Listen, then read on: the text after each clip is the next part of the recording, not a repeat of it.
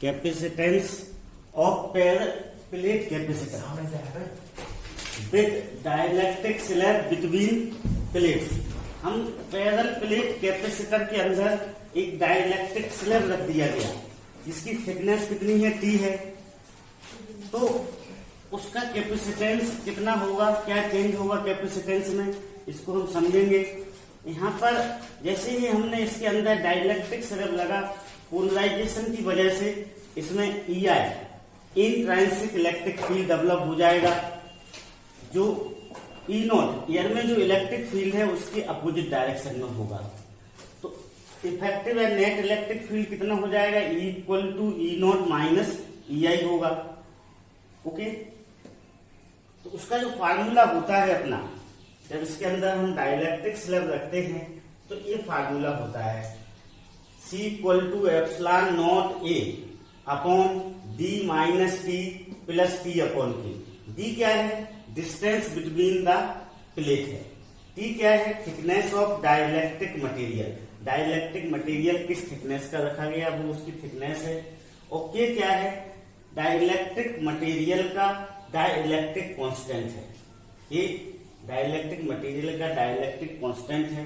तो जो net electric field होगा वो E=E0 माइनस EI होगा।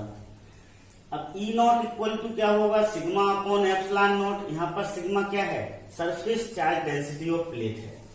सिग्मा क्या है, surface charge density of plate. Surface charge density of plate, plates की सरफेस चार्ज डेंसिटी है। अब आपको पता है surface charge density equal to क्या होता है, Q अपॉन A होता है। सिग्मा का जो फार्मूला होता है वो Q अपॉन A होता है।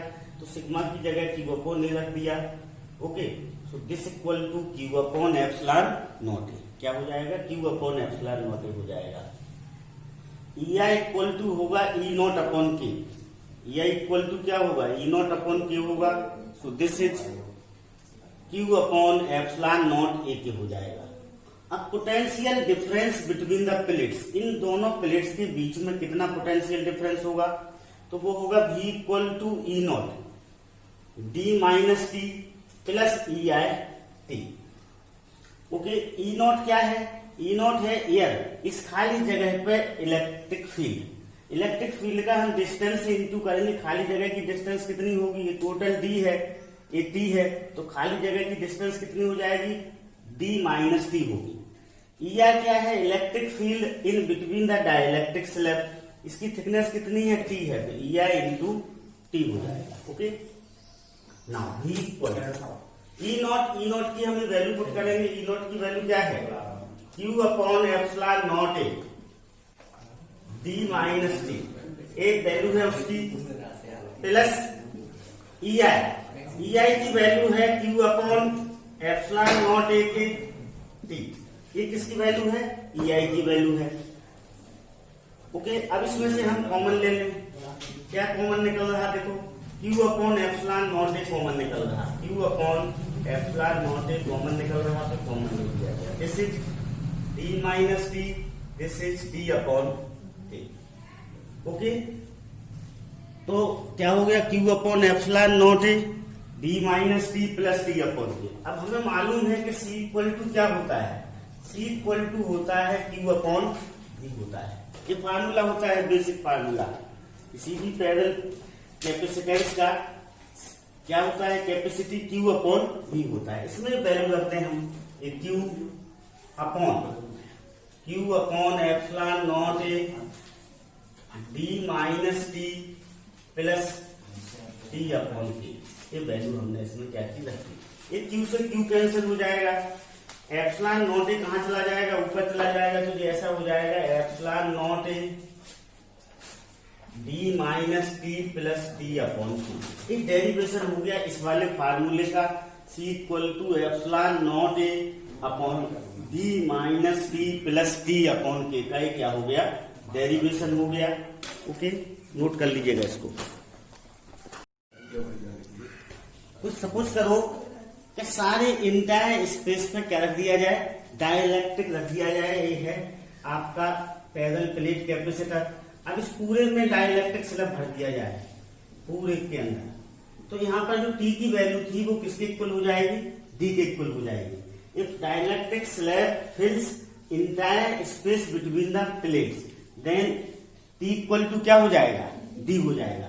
तो अपना फार्मूला क्या था, अपना फार्मूला था C equal to epsilon not a d minus t plus t upon t, ये था अपना फार्मूला। अब हम जहां जहां टी लिखा उधर क्या लिख देंगे, डी लिख देंगे इसमें। तो ये क्या हो जाएगा, epsilon not a upon d minus D plus D upon t, ये कैंसिल हो जाएगा, के ऊपर चला जाएगा। तो एप्सिलॉन के epsilon not a upon d, ये बन जाएगा फार्मूला अपना।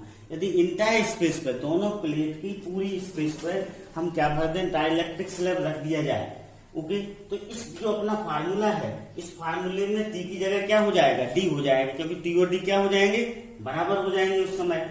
तो एप्सिलॉन नॉट फार्मूला यहाँ पर अपन ने क्या रखा है, तो सेम रहेगा, इस टी की जगह डी रखा, इस टी की जगह डी रखा।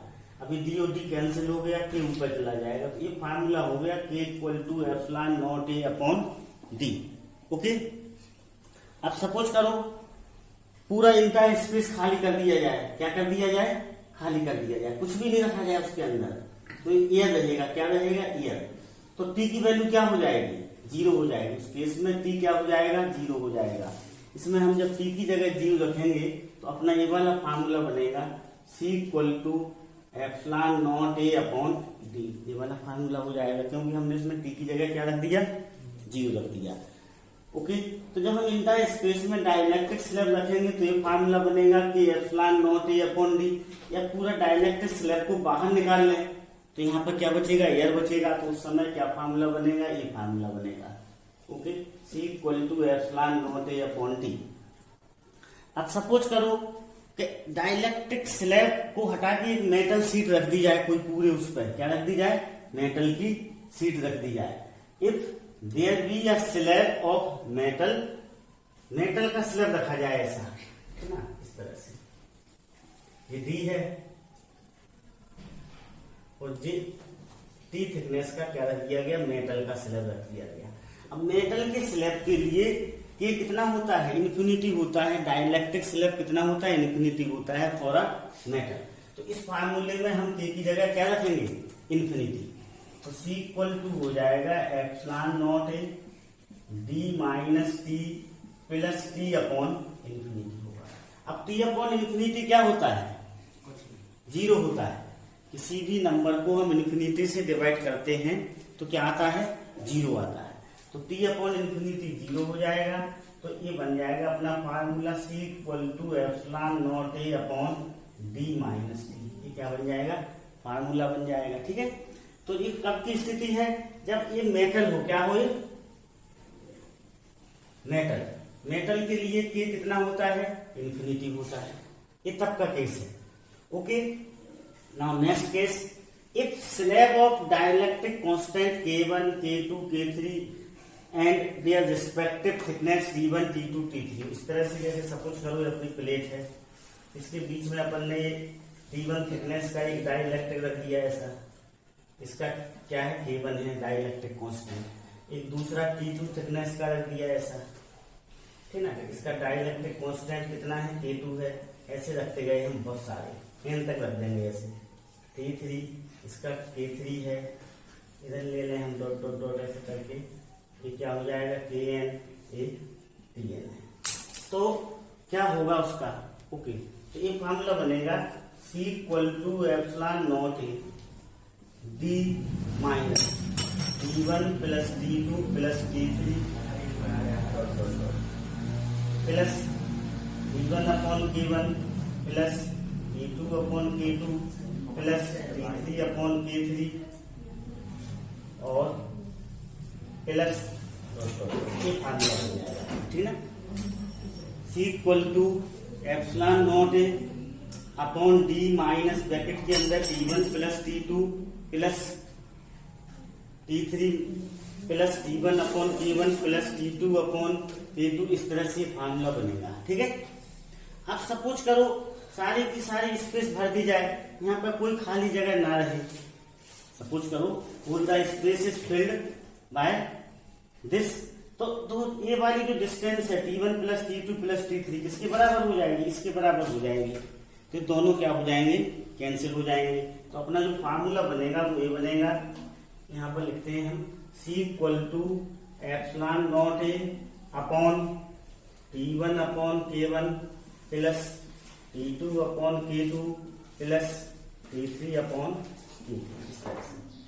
ठीक है, सपोज करो ये डायग्राम हम बना देते हैं। इधर ए है, ए अपना इतना T1 हो गया, ए इतना क्या हो गया T2 हो गया, और ये इतना क्या हो गया T3 हो गया। इसका डाइलेक्ट्रिक स्लैब कांस्टेंट कितना है, K1 है। इसका डाइलेक्ट्रिक कांस्टेंट K2 है, दिस इज K3। तो ये वाला फार्मूला बनेगा C equal to epsilon not A upon T1 upon K1 plus T2 upon K2 plus T3 upon K3। Okay, understood. Introducing dielectrics between the plates of a charge capacitor. Charge capacitor की plate के बीच में यदि हम dielectric slab को introduce करते हैं तो क्या इफेक्ट होता है, उसकी कैपेसिटेंस पे क्या फर्क पड़ता है, पोटेंशियल डिफरेंस पे क्या फर्क पड़ता है, चार्ज पे क्या फर्क पड़ता है, उसकी एनर्जी पोटेंशियल एनर्जी पे क्या फर्क पड़ता है, इसके बारे में हम अध्ययन करेंगे। इसमें दो केस होते हैं। पहला केस होता है कि यदि बैटरी कनेक्टेड हो, बैटरी को डिस्कनेक्ट नहीं किया गया है, बैटरी कनेक्ट है और हमने कनेक्टेड बैटरी में ही डाइलेक्ट्रिक स्लैब को इंट्रोड्यूस कर दिया, ये पहला केस होता है। दूसरा केस उसमें होता है कि जब बैटरी को हम क्या कर दें, डिस्कनेक्ट कर दें, और बैटरी को डिस्कनेक्ट करने के बाद हम फिर उसमें डाइलेक्ट्रिक स्लैब को इंट्रोड्यूस करें। तो इन दोनों केसों को अपन समझेंगे। ओके, लेट C नॉट क्या है, कैपेसिटेंस है between the plates of capacitor. जब उसमें कोई डाइलेक्ट्रिक स्लैब नहीं रखा गया है, जब वहां पर क्या है, एयर है या वैक्यूम है, तब के लिए C नॉट कैपेसिटेंस है। V not potential difference between the plate of capacitor. Q charge between the plate of capacitor. E not electric field है between the plate of capacitor. E not potential energy है। एक C not लगा हुआ है, इसका meaning है कि जब प्लेट के बीच में एयर है, क्या है, एयर है या फिर वैक्यूम है। अब when dielectric slab is inside, अब डाइलेक्ट्रिक स्लैब इनसाइड कर देंगे तो कैपेसिटेंस C हो जाएगा, पोटेंशियल डिफरेंस V हो जाएगा, चार्ज क्या हो जाएगा, Q हो जाएगा, इलेक्ट्रिक फील्ड E हो जाएगा और पोटेंशियल एनर्जी E हो जाएगा। अब इन दो केसों का जब बैटरी कनेक्टेड हो तो C इक्वल टू हो जाता है K एप्सिलॉन नॉट। जब बैटरी कनेक्टेड हो C equal to K epsilon naught. Okay, battery is connected है।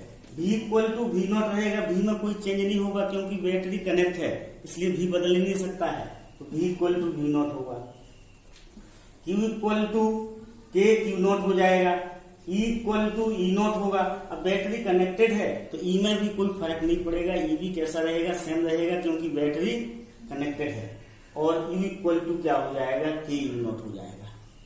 अब सपोज करो मान लो बैटरी को डिस्कनेक्ट करने के बाद डाइलेक्ट्रिक स्लैब को इंट्रोड्यूस किया गया, रखा गया प्लेट के अंदर, तो C equal to K epsilon naught होगा। दोनों ही केस में C K टाइम्स हो जाएगा। और यहाँ पर V इक्वल टू क्या हो जाएगा, V नॉट अपॉन K हो जाएगा, V कम हो जाएगा, उनके बीच का पोटेंशियल डिफरेंस कैसा हो जाएगा, कम हो जाएगा। क्यों हो जाएगा, क्योंकि बैटरी को क्या कर दिया गया है, डिस्कनेक्ट कर दिया गया है। Q नॉट ही रहेगा क्योंकि बैटरी को डिस्कनेक्ट कर दिया गया है, उसमें चार्ज आना बंद हो गए, तो डाइलेक्ट्रिक स्लैब की वजह से चार्ज पर कोई फर्क नहीं पड़ता है, तो Q equal to Q naught ही रहेगा।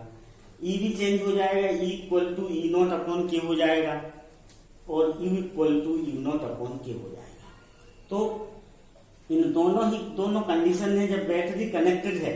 देखो जब बैटरी कनेक्टेड होती है तो आपको ध्यान रखना है कि V में कोई चेंज नहीं होगा, E में कोई चेंज नहीं होगा, क्योंकि बैटरी से ही V और E होता है, तो V नॉट ही रहेगा, E नॉट ही रहेगा। ओके, अब जब बैटरी को हम डिस्कनेक्ट कर देंगे तो Q में कोई फर्क नहीं पड़ेगा, Q कैसा रहेगा, सेम रहेगा, Q equal to Q not होगा।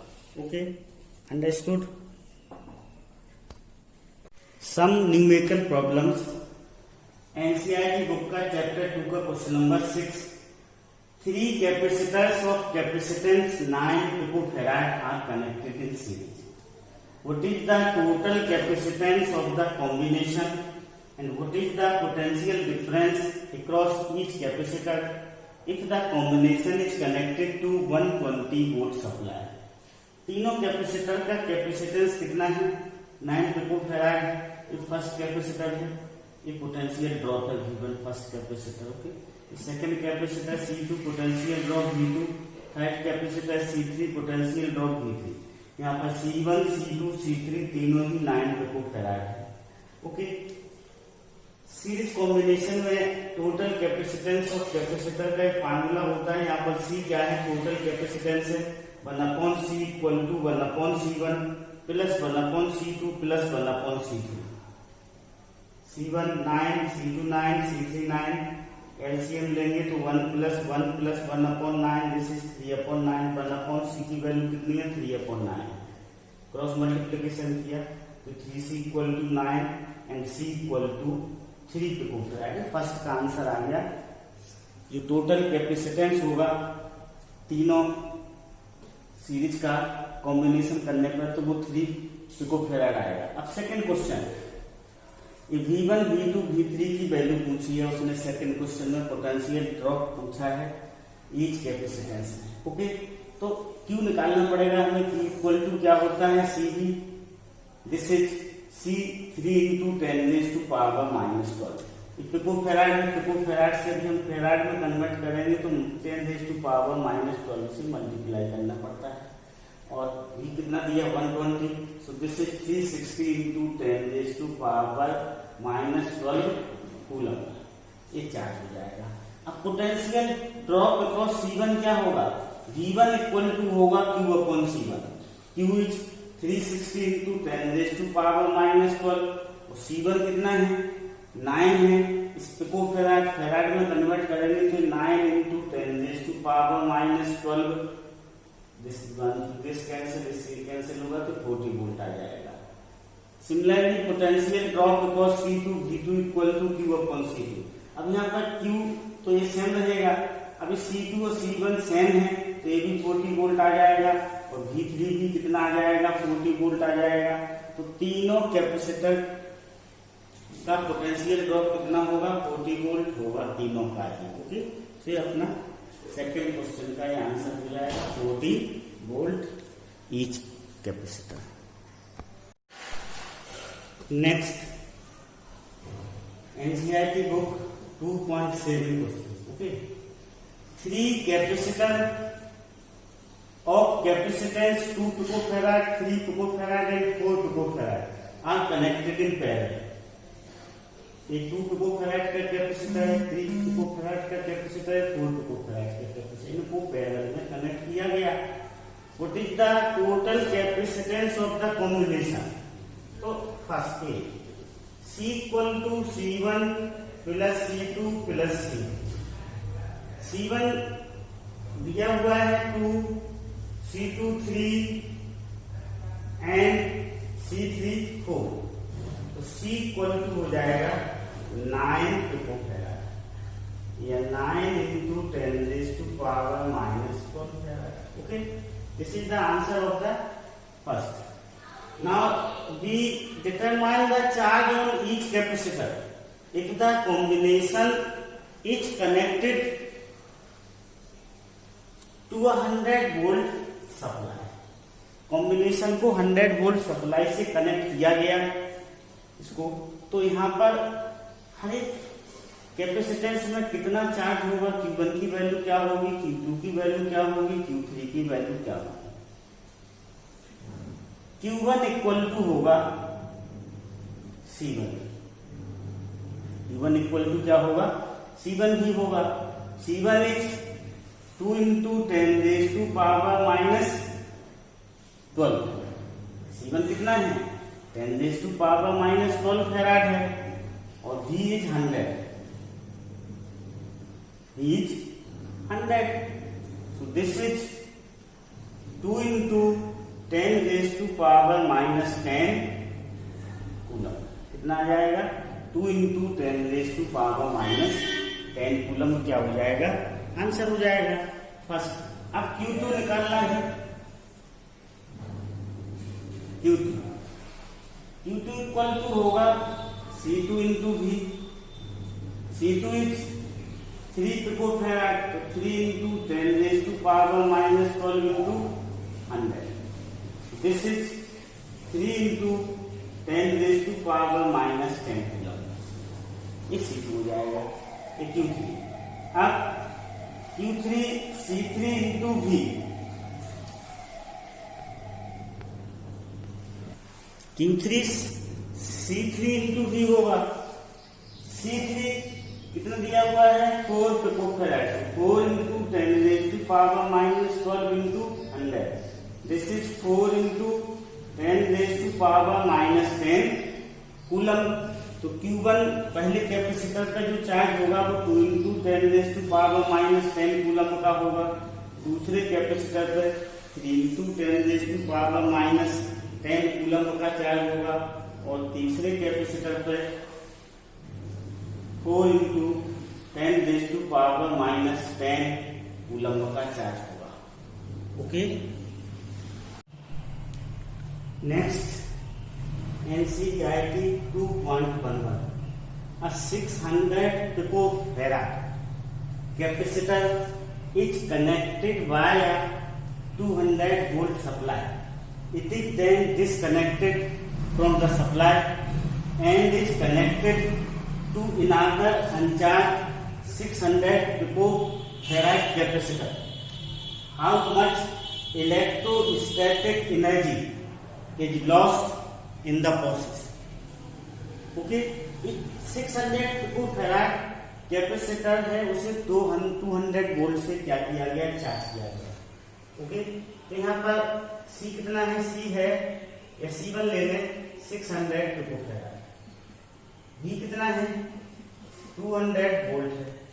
ओके, तो Q कितना हो जाएगा, Q होगा C1V, this is 600 into 10 raised to power minus 12 into 200. So this one is 12 into 10 raised to power minus 8 coulomb. Okay, इस 600 पिकोफैराड कैपेसिटर में 12 into 10 raised to power minus 8 coulomb का charge होगा। It is then disconnected, इसको supply से disconnect कर दिया गया from the supply and is connected to another uncharged 600 picofarad capacitor. Another uncharged है, इसमें कोई चार्ज नहीं है, अनचार्ज है। C2 कितना है 600 picofarad, this is 600 into 10 raised to power minus 12 farad. Okay, 600 picofarad. How much electrostatic energy is lost in this process? उसने पूछा है कि इस प्रोसेस में कितनी, तो ये अनचार्ज कैपेसिटर है। कैसा है दूसरा वाला कैपेसिटर, अनचार्ज कैपेसिटर है। तो जब इसको अनदर अनचार्ज कैपेसिटर से कनेक्ट किया गया, जब हम उसको कनेक्ट करेंगे तो देखो जो C होगा, टोटल कैपेसिटर C कितना हो जाएगा, C1 प्लस C2 होगा। This is 600 plus 600 equal to 1200 picofarad. This is 1200 into 10 raised to power minus 12 farad हो जाएगा। और चार्ज, टोटल चार्ज कितना होगा, टोटल चार्ज, अभी ये Q1 था, total charge Q equal to हो जाएगा Q1 प्लस 0, क्योंकि जो सेकंड वाला कैपेसिटर है वह कैसा है, अनचार्ज कैपेसिटर है, उसमें कोई चार्ज नहीं है। तो ये हो जाएगा Q1 is 12 into 10 raised to power minus 8 हो जाएगा। ओके, अब इनिशियल पोटेंशियल एनर्जी U1 क्या है, इनिशियल इलेक्ट्रोस्टैटिक पोटेंशियल एनर्जी। तो दिस इज क्या होगा, Q1 स्क्वायर अपॉन 2C होगा। This is 12 into 10 raised to power minus 8 का whole square upon 2 into 600 into 10 raised to power minus 12. So this is 12 into 12 into 10 raised to power 16 upon this is 12 into 10 raise to power minus 10, 12 से 12 cancel हो गया। This is 12 into 10 raise to power minus 6 joule. ये U1 आ गया। U1 कितना आ गया? 12 into 10 raise to power minus 6 joule. अब U2 निकाले हम, तो U2 एक क्यू स्क्वायर होगा, क्यू स्क्वायर अपॉन, यहां पर C1 लेना था हमें, क्या लेना था? C1। ओके, एक क्यू स्क्वायर अपॉन 2C हो जाएगा। U2 क्या होगा? Q square upon 2C। Final capacitance कितना हो गया? C हो गया, और C किसके इक्वल है? 1200 into 10 raise to power minus 12 के। टोटल चार्ज कितना हो गया? Finally charge 12 into 10 raise to power minus 8। This is 12 into 10 raise to power minus 8 का whole square upon 2 into C 1200 into 10 raise to power minus 12। U2 equal to 12 into 12 into 10 raise to power minus 16 upon this is 2 into 12 into 10 raise to power minus 10। Cancel हो गया, इसी cancel होकर 6 बचेगा। This is 6 into 10 raise to power minus 10। अब डेली क्या हो जाएगा? लॉस ऑफ इलेक्ट्रोस्टैटिक एनर्जी डेली U1 minus U2। so this is 12 into 10 raised to power minus 6 into 10 raised to power minus, this is 6 होगा बेटा, this is 6, okay 6। so this is 6 into 10 raised to power minus 6, this is the answer। इतना electrostatic energy का क्या हो जाएगा? Loss हो जाएगा। Initially उसके पास कितनी एनर्जी थी? 12 into 10 raise to power minus 6। Finally कितनी एनर्जी बची? 6 into 10 raise to power minus 6 joule. तो कितना लॉस हुआ? U1 minus U2। This is 6 into 10 raise to power minus 6 joule energy का लॉस हुआ। पहले जो कैपेसिटर था वह 600 पिकोफैराड का कैपेसिटर था और उसे चार्ज किया गया था 200 वोल्ट सप्लाई से। तो C1 कितना था? 600, PF था V 200 वोल्ट था। Q1 इक्वल टू कितना हो जाएगा? C1 V, इससे इतना आ गया। अब फ्रॉम कनेक्ट डिस्कनेक्ट कर इनअदर अनचार्ज कैपेसिटर से कनेक्ट कर दिया गया, तो C कितना हो जाएगा? C1 plus C2। This is 1200 into 10 raise to power minus 12। Total charge Q equal to Q1 plus 0।